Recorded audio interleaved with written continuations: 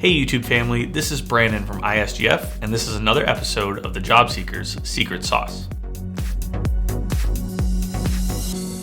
In our previous episode, we talked about the downfalls of arriving to your interview too early. In today's episode, I want to talk briefly about being late to an interview. While it might seem absurd to some that being late to an interview is completely unacceptable, you would be shocked at how many times interviewees arrive late for what could be one of the most important meetings in their career. These days, we find that it's almost expected to be forgiven if something comes up, or traffic goes bad, or your navigation got you lost. We're here to tell you it's not. While it may be okay to show up to happy hour with your friends, or to class, or to your niece's quinceañera late, it is never, and I mean never, acceptable to show up late to an interview. When you show up late to an interview, it conveys a multitude of things to a prospective employer, which can include, but is of course not limited to, lack of respect, lack of interest, lack of proper planning skills, lack of motivation, or even a sense of entitlement, just to name a few. You, in essence, are telling the interviewer that your time is more valuable than theirs.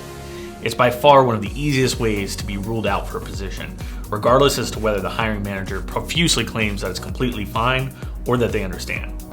When preparing for an interview, it's imperative that you map the location out in advance. Be sure to account for traffic, time of day, weather, and any construction delays. You should always allow yourself ample time for the unknown, like maybe an accident on the highway or a road closure. If you ever find yourself in the unfortunate situation where you will be late, you should never just turn the car around and not show up. The proper way to handle this situation is to immediately call the interviewer. First, apologize to them and advise that you respect their time immensely and thus want to give them immediate notice that it appears you may be running behind schedule to do X, Y, or Z. Then ask the interviewer if they would still like for you to come in, or out of respect for their schedule, should you reschedule.